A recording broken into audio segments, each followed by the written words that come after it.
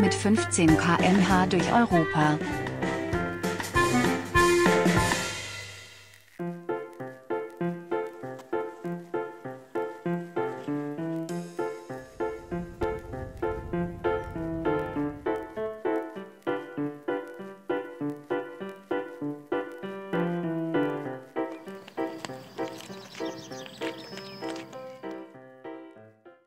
Es ist Sonntag und ich bin am Campingplatz in Olivet in Frankreich. Seit 12 Tagen folge ich dem Eurovelo 6 Radweg. Der feine Sandstrand am Atlantik und der Campingplatz in La Boule liegen nun schon 556 Kilometer zurück.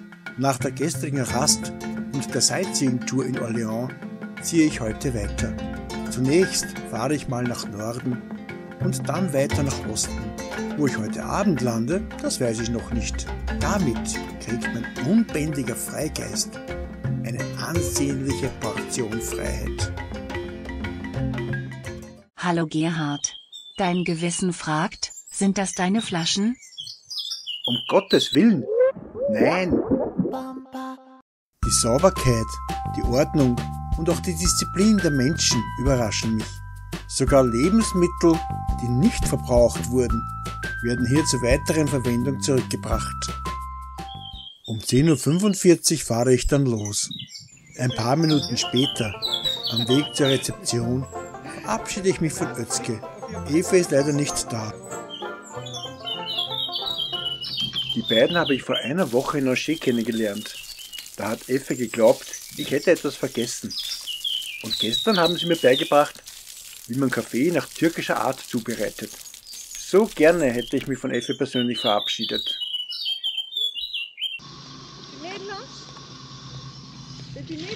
Pardon? Schweden? Naja, vielleicht sollte ich doch mal die österreichische Fahne waschen. Nicht nur die Flagge. Sagt dir dein Gewissen, lieber Gerhard. Hey, wer läuft mir denn da über den Weg? Das ist aber eine Freude. Jetzt kann ich mich doch noch persönlich von Effe verabschieden.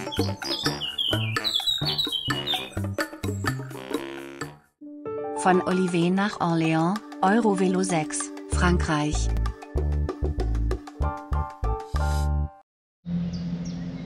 Ja, ich verlasse den Campingplatz hier in Olivet und es beginnt zu tröpfeln. Gerhard, du wirkst so nachdenklich. Bedrückt dich etwas? Okay, du hast mich durchschaut.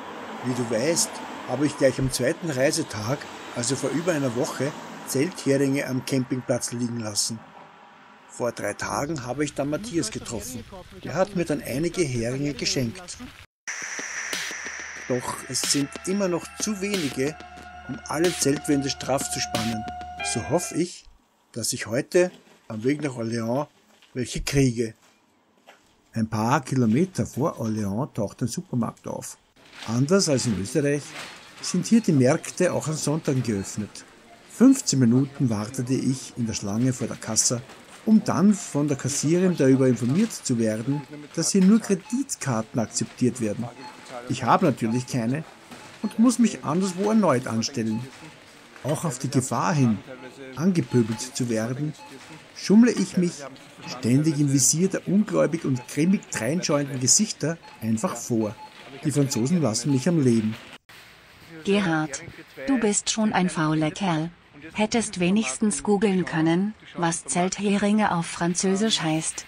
In Frankreich heißen die Zeltheringe Piquet de Tente. Und dafür jetzt Acht geben, ja, wie ein Habicht.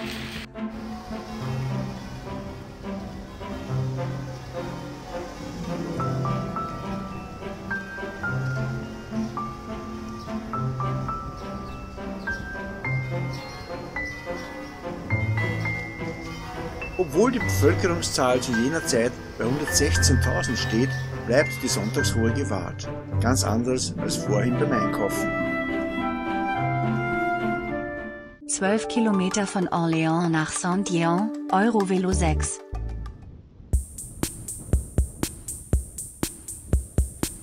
Saint-Jean-le-Blanc. Am Ortsende von Orléans schenke ich der Brücke, die Orléans mit Saint-Jean-le-Blanc verbindet, meine Bewunderung.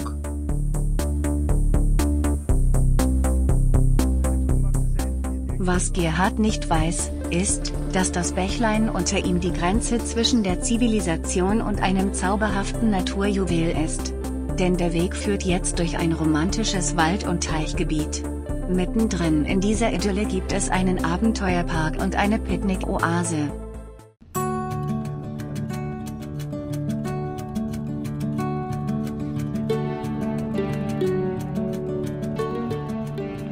Ja, schneller als man schalten kann, kommt jetzt doch die Sonne raus. Und es ist Zeit, um mich umzukleiden.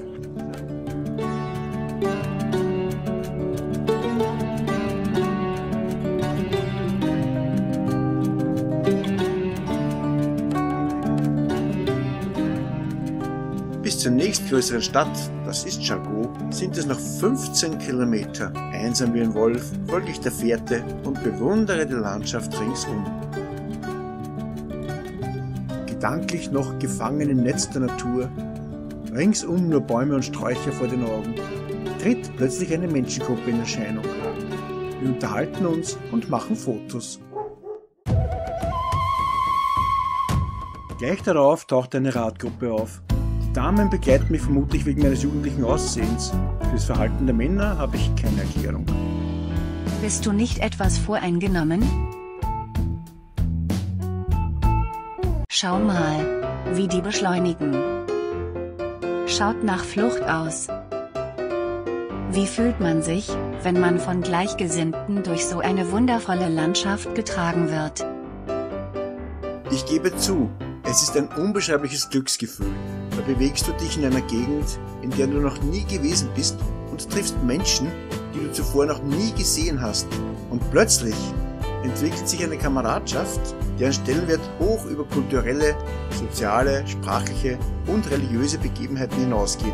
Es ist einfach fantastisch. Das will ich jetzt genau wissen. Was verstehst du unter einer Kameradschaft? Für mich bedeutet Kameradschaft Zusammenhalten und einander zu helfen.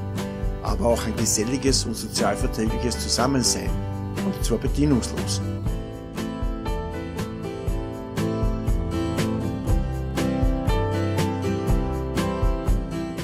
Ja, also hier ist der Eurovelo Radweg sehr gut gekennzeichnet. Garmin meint 19 Kilometer von... Im Klartext heißt das, dass du in 3 Stunden nur 19 Kilometer gefahren bist.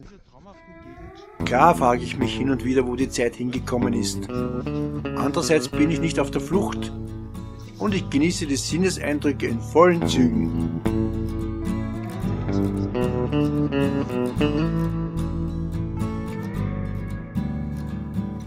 Um 15 Uhr entdecke ich einen idealen Rastplatz. 12 Kilometer von Orléans entfernt, direkt am Ufer der Loire. Ich stelle das Fahrrad ab und packe aus.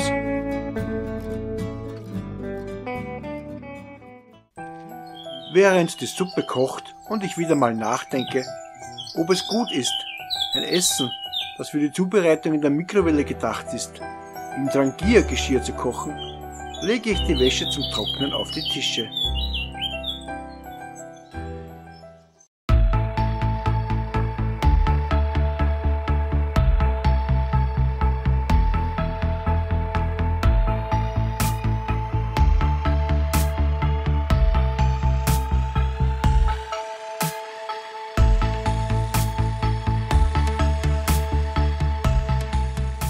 Südlich von hier liegt die Gemeinde Saint-Dion. Hier war die Mutter der berühmten Johanna von Orléans zu Hause. Ich genieße die wundervolle Aussicht und lasse mich von der Ruhe des sanft dahinfließenden Wassers inspirieren. Bist du sicher, dass dich nicht etwas anderes inspiriert? Stimmt. Das sind doch noch diese Ruderboote auf der Loire. Von Saint-Dion nach Jargeau, Eurovelo 6, Frankreich. 1,5 Stunden sind zwischen der Ankunft und der Abfahrt verstrichen. Das sind doch 1,5 Stunden meines Lebens, wird mir bewusst. Es ist schon interessant, dass es Zeiten gab, wo ich gar nicht darüber nachdachte, was Lebenszeit bedeutet. Und, was bringt dir diese Erkenntnis? Naja, ich habe gelernt, Dinge viel bewusster anzugehen. Beispielsweise schalte ich das Handy ab, wenn ich ein Buch lese oder spazieren gehe. Ja, ich befinde mich jetzt knapp 4 Kilometer vor Chagos. Ups. Gerhard liegt da völlig falsch. Denn die Häuser, die er sieht, gehören zu Davos und nicht zu Chagos.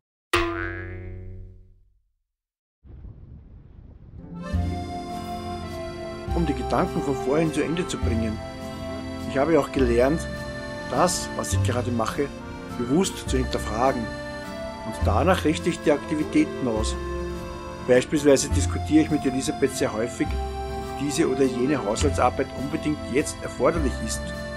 Und ich entscheide mich immer öfter, Dinge spontan zu tun. Es kann durchaus sein, wenn die kreativen Gedanken zur Neige gehen und die Sonne den Horizont erklimmt, dass ich alles liegen lasse und schwimmen gehe. Das wäre mir früher nie eingefallen. Das glaubt er wohl selber nicht.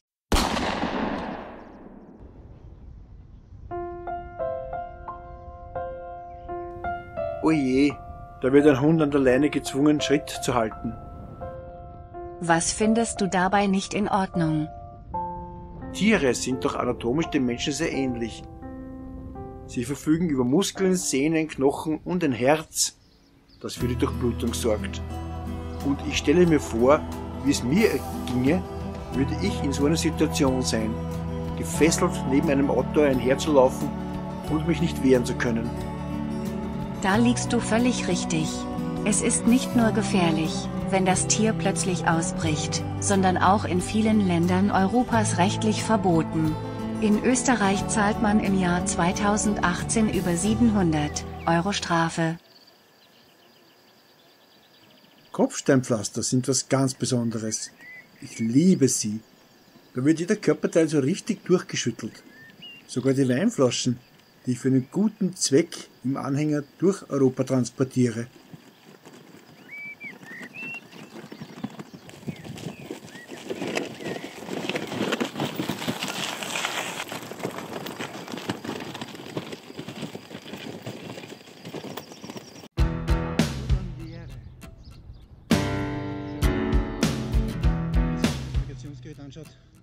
Nanu, warten die Kameraleute etwa darauf, mich filmen zu dürfen?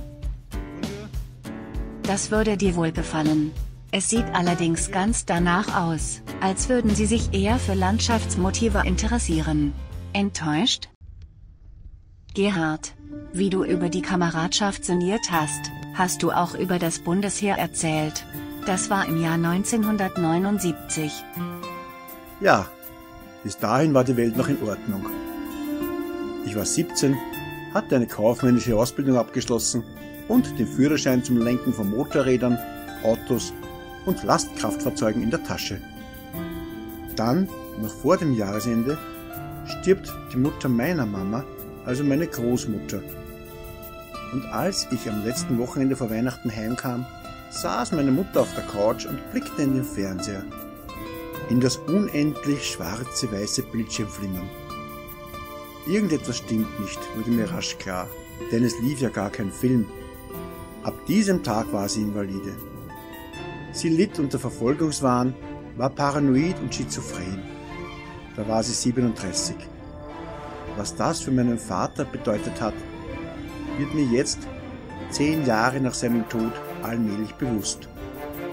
Es musste ein Schlag ins Gesicht gewesen sein, denn das Haus war fertig gebaut, die Kinder waren aus der Schule und selbstständig, die Schulden nur noch gering und der Wohlstand hatte eine bislang nie gekannte Dimension erreicht. Es war ein riesengroßer Schock für die ganze Familie. Oh, die beiden habe ich doch schon vor einer Stunde getroffen. Jetzt glaube ich ernsthaft, dass der Hund leidet. Doch ich finde es zu kompliziert, um hier in Frankreich eine Anzeige zu erstatten. Ja, nur 15 Meter, bis ich schon